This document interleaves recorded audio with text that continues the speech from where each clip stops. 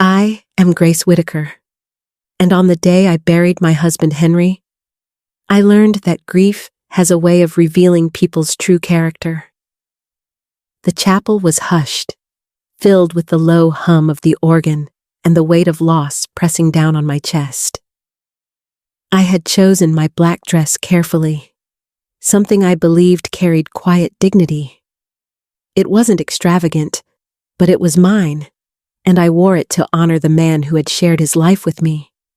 But as I sat there in silence, I felt the sting of judgment fall harder than the sorrow of goodbye. My daughter-in-law, Brianna, decided that the best way to measure me was by the fabric I wore. She mocked me openly, making it clear she believed my dress was cheap, unworthy of the occasion. The whispers that followed her words rippled through the room, sharp and humiliating. I didn't respond. I folded my hands tighter in my lap and kept my head bowed, because sometimes silence is sharper than any reply. What no one knew, what she could not have imagined, was that the very dress she ridiculed carried a secret one that would change everything in the days ahead. The air inside the chapel was heavy, not just with grief, but with the weight of eyes shifting toward me. I sat in the front pew, hands folded tightly in my lap, trying to anchor myself in the stillness. The organ played softly, and I kept my gaze low, not because I was broken, but because I refused to give her cruelty more power than it already had. Brianna's words cut deeper than the cold March wind outside. She wanted the world to see me as pitiful, dressed beneath the dignity of my own husband's funeral. I could feel Caleb shifting uncomfortably nearby, caught between the woman he had chosen and the mother who had raised him. My daughter Maya brushed her hand against mine, a silent plea for me not to absorb the venom being poured my way. What no one could see was the truth stitched into every detail of that dress. The mother-of-pearl buttons alone cost $500 each. The shoes at my feet had been crafted for me at $12,000, and the dress itself, an $8,000 design, wasn't something I had purchased. It was something I had created, yet none of that mattered in that moment. To the room, I appeared timid and wounded. Only I knew my silence wasn't weakness. It was patience, waiting for the right time. And as I kept my head bowed that day, I reminded myself of Henry's words, "Never let kindness be mistaken for weakness."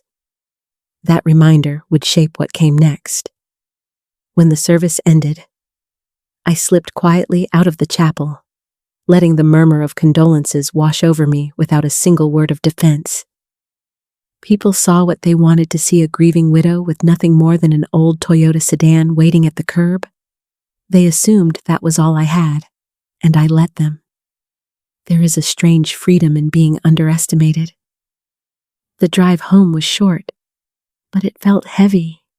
I parked in front of my modest apartment building, the kind of place that blended into the neighborhood without drawing attention. To anyone passing by, it looked like an ordinary life: plain walls, a small purse, a woman alone. That illusion was intentional.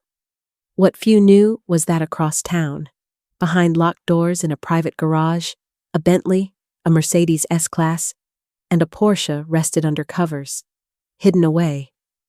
Those cars weren't for show. They were reminders of victories earned, not flaunted. That night, as I slipped off my $12,000 shoes and placed them carefully back into their box, Henry's voice echoed in my memory. He had always told me that kindness should never be mistaken for weakness. Sitting alone in that quiet apartment, I knew he was right. The time for silence had passed. It was time to open a door I had kept locked for far too long. In the corner of my living room stood a tall oak bookshelf, worn from years of use. Most who visited thought it was just filled with family photos and dusty novels. But I knew better. That night, after the funeral, I pressed a small latch hidden behind the row of books. With a quiet click, the shelf shifted and swung open, revealing the part of my life almost no one had ever seen. The air inside carried the faint scent of cedar and leather. On the walls hung framed photos of Henry and me from years ago, our first boutique opening. The ribbon still clutched in his hand, his smile wide and proud. Filing cabinets lined the room, filled with contracts, property deeds, and business statements. On the mahogany desk lay fabric swatches, sketches of new collections, and notes written in Henry's steady handwriting.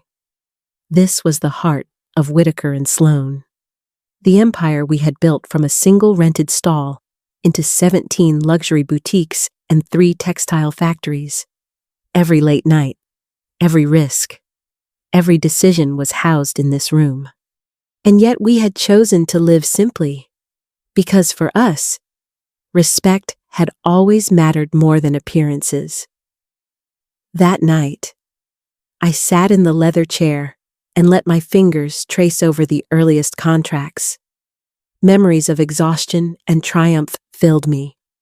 Henry had been my partner in every sense, guiding me quietly while I became the face of our dream. It was in that stillness I knew what had to be done. Brianna's cruelty wasn't just an insult to me, it was a direct violation of the very values Henry and I had fought to protect. Timing would be everything. The next morning, I picked up the phone I kept only for business, a line known to very few. My trusted assistant, Priya, answered with her steady professionalism.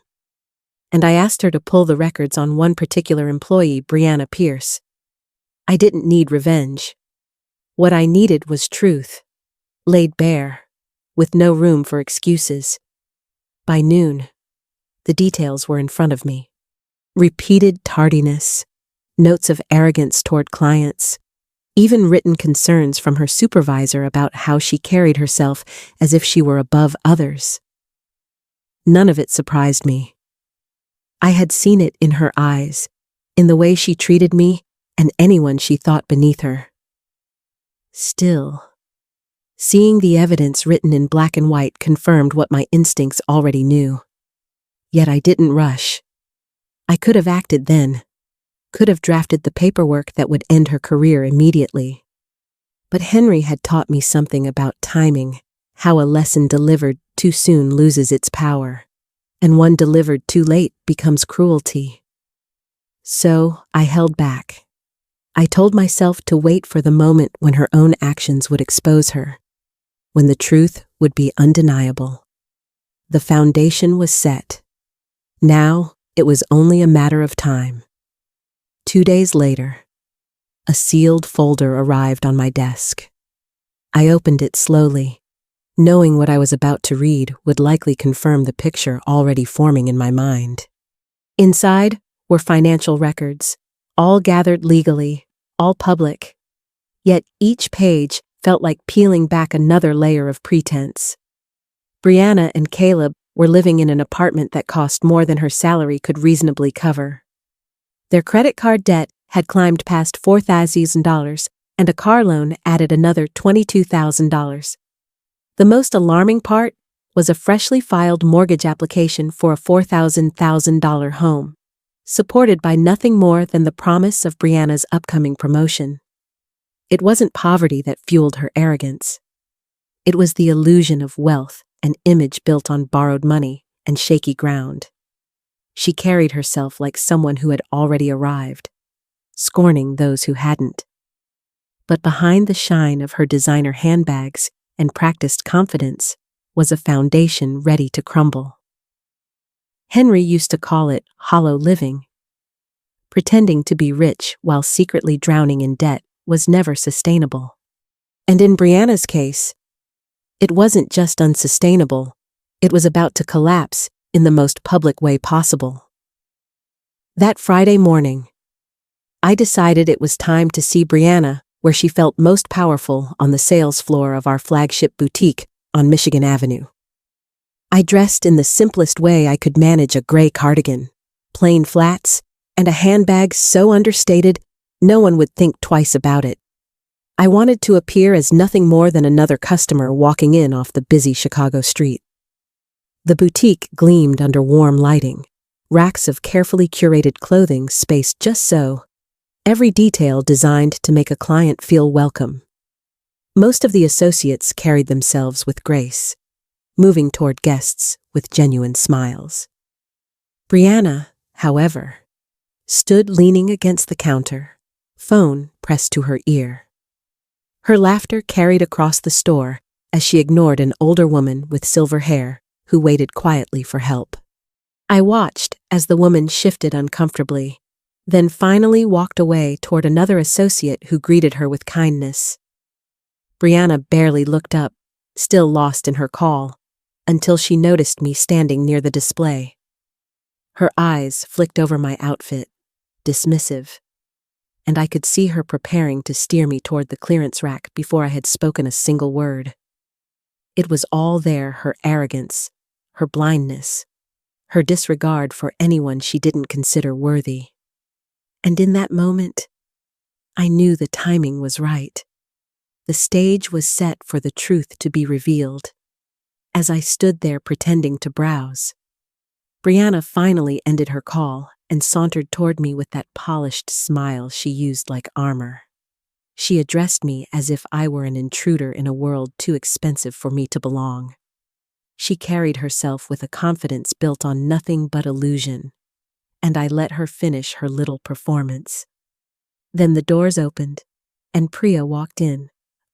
Calm, composed. She approached me with respect that immediately shifted the room.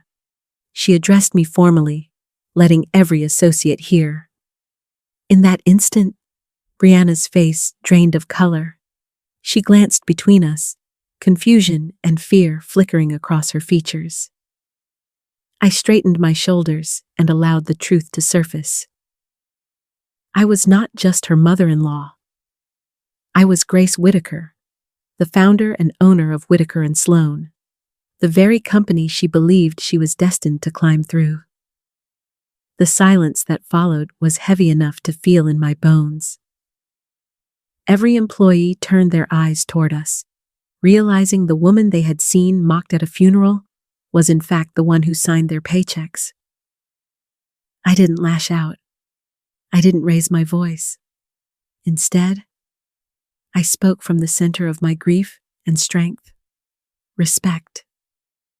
I reminded her and everyone listening is not determined by wealth, titles, or the labels stitched inside a dress.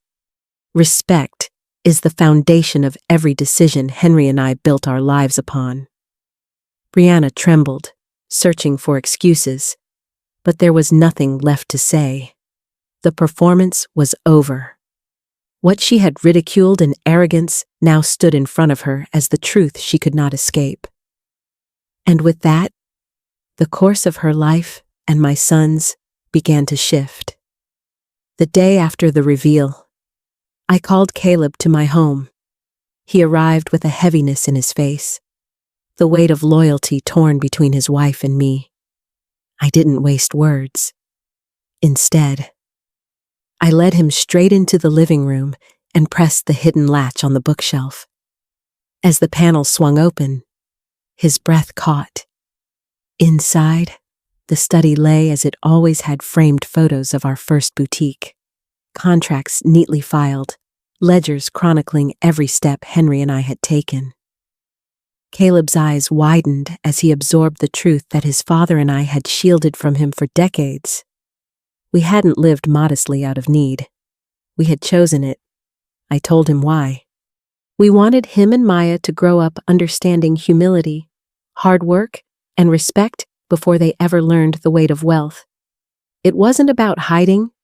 It was about shaping. Then I placed 2 envelopes on the table.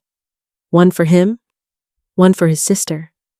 His contained the inheritance of the boutiques and factories, but with a condition. He would only receive them after working 5 full years on the sales floor, learning to serve every kind of customer with dignity. Maya's envelope held property and investments, with the requirement that a portion fund education for children who needed it most. Finally, I laid down the most important rule of all: if either of them ever used wealth as a weapon to belittle others, everything would be taken away. Caleb's shoulders slumped as he processed the truth. But behind the sorrow, I saw something else. Resolve. For the first time in years, he understood what his father and I had tried to teach. Not long after, Brianna appeared at my office. She looked nothing like the polished woman who had sneered at me in the chapel. Her hair was unkempt, her makeup smudged, her clothes wrinkled. Still, the desperation in her eyes was not about understanding the pain she had caused. It was about clinging to what she feared losing. She begged for another chance, but her words revealed the truth. She spoke of being late a few times, of getting distracted by her phone, of maybe speaking too directly with clients. She named surface-level mistakes, things she thought could be corrected with quick fixes. What she didn't mention was the humiliation she had caused at Henry's funeral. She didn't acknowledge the cruelty of deciding someone's worth based on the label inside a dress. As I listened, I realized she wasn't remorseful. She was bargaining. Her tears weren't about regret, they were about consequences. She wanted her position, her paycheck, her image, but she didn't want accountability. I told myself then that her time with Whitaker and Sloan was over. Still, I offered her one final opportunity, not for her career, but for her dignity. If she truly wanted redemption, she needed to go home, sit with Caleb, and tell him the truth in full. No excuses, no polished versions, only honesty. 2 nights later, my phone rang. It was Caleb, his voice carrying the kind of heaviness I recognized from years of listening to Henry after hard days. He told me Brianna had finally confessed about the debts, the lies, the behavior at the funeral. She had broken down, but even in her tears, there was no real explanation for why she had treated people as if they were disposable. As I listened, I could hear something shift in him. The blind defense he had carried for so long was gone. He admitted that something inside him had broken too, and he no longer wanted to fight for someone who had never truly respected him or his family. He had told her he wanted a divorce. My heart ached for his pain, but underneath it, I felt relief. This was the moment where he could begin again, free from the weight of someone else's pretenses. I told him that if he wanted to rebuild not just his life, but his sense of self, he would need to start at the ground level. At Whitaker and Sloan, not as the heir, but as a sales associate, learning what respect really meant. And after a pause, he agreed. 6 months later, I walked into our flagship boutique again. This time, not as an observer in disguise, but as a mother quietly watching her son. Caleb stood at the counter in the simple uniform of a sales associate. His posture was straighter, his expression lighter, and his eyes carried a steadiness I hadn't seen in years. I lingered by the racks as I watched him greet a woman who looked nervous, a widow about my age. She clutched a scarf, clearly unsure if she belonged in such a polished store. In that moment, Caleb could have dismissed her, the way Brianna once dismissed me, but instead, he treated her with the same care he would offer a client spending thousands. He wrapped the $50 scarf gently, placed it in a bag as though it were something precious, and sent her off smiling. Seeing him there, I felt Henry's presence. Caleb was finally learning the lesson we had built our lives upon. One evening, close to 10 o'clock, my phone rang. I almost didn't answer, but something in me said I should. On the other end was Brianna. Her voice was quieter than I had ever heard it, stripped of arrogance, stripped of pretense. She didn't ask for her job back. She didn't beg for another chance. Instead, she admitted something I had been waiting to hear. She said losing her position, losing Caleb, had forced her to face herself in a way she never had before. She told me she finally understood that respect has nothing to do with money or status. Real respect is how you treat people when they have nothing to offer you in return. For a long moment, I sat in silence, letting her words settle. I didn't promise forgiveness, because forgiveness isn't something that can be rushed. But I told her I hoped she would hold on to that lesson, because if she did, maybe this loss would finally mean something. After that call, I stood by the window of my apartment, looking out at the Chicago skyline as the city lights flickered against the night sky. Henry's words echoed in me once more. Kindness is not weakness. He had spoken those words so many times, but only now did I feel the full weight of what they meant. Through all of this, I had learned that real strength is not in wealth, status, or the cars hidden in a garage. Real strength is found in choosing dignity when others try to strip it away, in holding fast to values when it would be easier to lash out.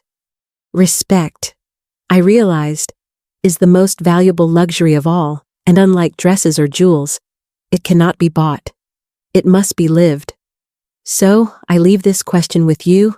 When was the last time you chose respect? Even when it wasn't easy. Share your story, like, comment, and pass this on because the world needs more reminders that kindness is power.